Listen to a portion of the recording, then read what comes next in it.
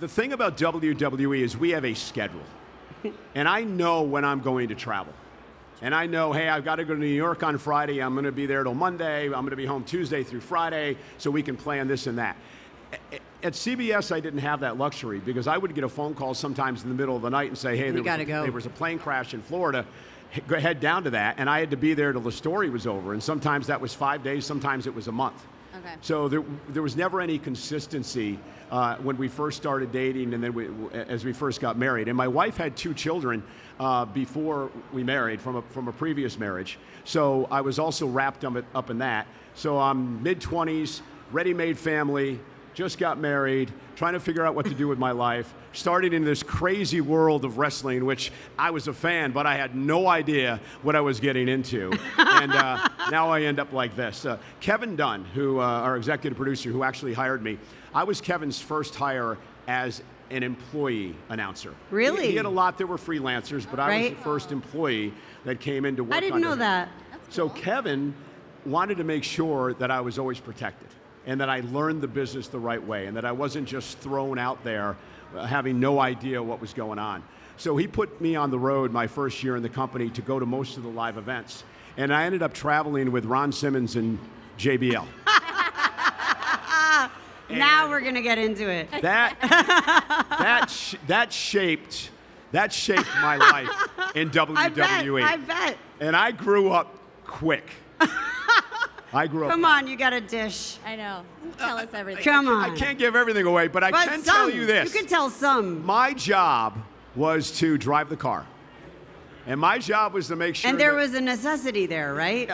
There needed to be a particular designated driver maybe at that time? And I had to make sure that after every live event that there was a case of beer and that there was a bottle of whiskey and maybe some other substances that were in this vehicle as you were driving from town to town.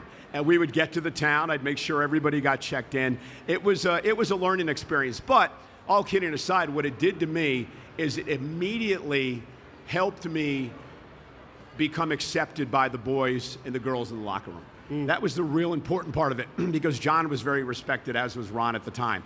And that really helped me become accepted as a part of this business and that I was really in this for what I knew now was the long haul. Right. And it really helped me get along with the locker room. And that's one of the things I've seen with a lot of people today and a lot of our younger announcers that have come in.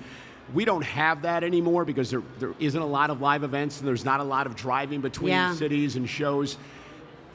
It's hard for a lot of these younger guys and girls to come in here from the outside world and become accepted into our world because they don't have what they used to have in the past. And that's what I've been trying to do and help a lot of these youngsters out as they start out. What are some, there's so many questions I have based on that, but what are some of, because, our talent, I've had the opportunity to ride in the cars as well, many different cars, some with Ric Flair driving. She was not the driver. Yeah, no, and one time many times we were actually going the wrong way down a one-way. Oh. Yeah. Things happen. Rick actually insisted that a river had moved in this one town that he had been coming to for decades. Fault. Yes, I love him, but yeah, maybe not the best driver. Actually, my husband called him Mr. Magoo. Wow. Because he couldn't really see that well. And so my husband wound up driving a lot. But, those road stories and conversations, you learn so much about the business too. And the back and forth. And, not only the passion, but when you really start picking apart the psychology of the matches and why some things worked and why some things didn't work and why the audience enjoyed it or didn't enjoy it. Like, what were some of the lessons that you learned or any particular, aside from the fun stuff, which I want you to tell too, but what are some of those lessons you learned in the car? Because those are two of the best, really, to learn from. So when I started in the business, Kevin Dunn told me, it's going to take you 10 years to get comfortable in this role. I'm like, 10 years? Come on. I'm a network news reporter. I've won Murrow Awards. I've won all kinds of stuff around the world, the journalism awards. 10 years to do this? It took 10 years, folks, and I'm still learning today. In those drives with the boys, learning about the business, the biggest thing that I learned early on in my career, well, the two biggest things I learned early on were psychology and emotion. psychology, just the basic understanding of good guy, bad guy, the psychology of the match, the development of characters, what type of characters allows you, the audience, to get involved in our product. Who do you hate? Who do you love? Why does that work?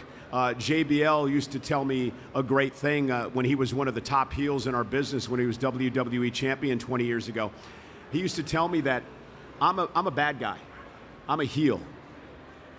The company came to me and wanted me to sell JBL merchandise.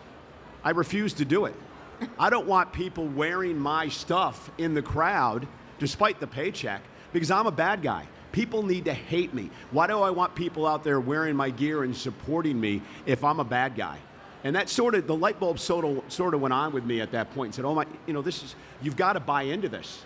Despite the fact that we're real people outside of here and we're really actors, right? You've got to buy into that character, and you have to live it and you have to breathe it in order for this business to be believable, in order for the audience to buy into what we're doing. And I think the people that are successful here are the people that are able to do that. Those who don't make it aren't able to buy in to their character 100%. And I think the second thing was emotion. This is something that you cannot teach. There is absolutely no way to teach emotion about our business unless you live this and you breathe it. And I remember, early on in my career, JR, Vince, yourself, Hunter, a lot of people, I'd come to the back and I'd feel like I have a good show, and they're like, damn it, Michael. Where was it here? I didn't feel it here. I didn't feel the emotion here. You sound like a reporter. Well, that's what I am. I'm a reporter. Right. No, you're not. You're a narrator. You're a storyteller. You're part of the story. You're caught up in the emotion. And just one time, I think the light bulb just came on after being here for so many years and developing relationships with guys like JBL, guys like John Cena, guys like Triple H, and being able to call their matches. And after being around with them and spending time on the road with them, like I spent years with John Cena riding his bus each and every week and got to become great friends with John, to be able to go out there and call that match, I wanted John to win. Right. He was my friend. I wanted him to be a part of this, right? I'm glad to be a part of it. And that's where the emotion of this process comes out, where you can really feel it come through your television screens, because I'm legitimately happy that John won a championship, or I'm legitimately upset that Brock Lesnar just beat the shit out of him, right? That's the stuff, that's where it comes from. And I could never understand early on what the difference between me and Jim Ross was.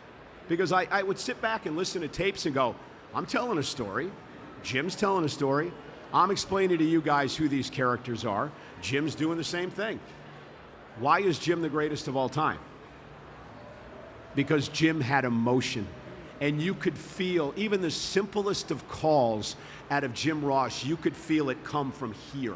Mm-hmm. And that's why people believed in him. And I hope at least over the number of years I've been here, that at least I've been able to emulate that just a little bit and be able to at least show the audience some emotion from what I do. Well, I think you're a different person than JR, right? But your passion for sure shines through, don't you guys think? I mean, Absolutely. Thank you. I mean, I think you've nailed that part.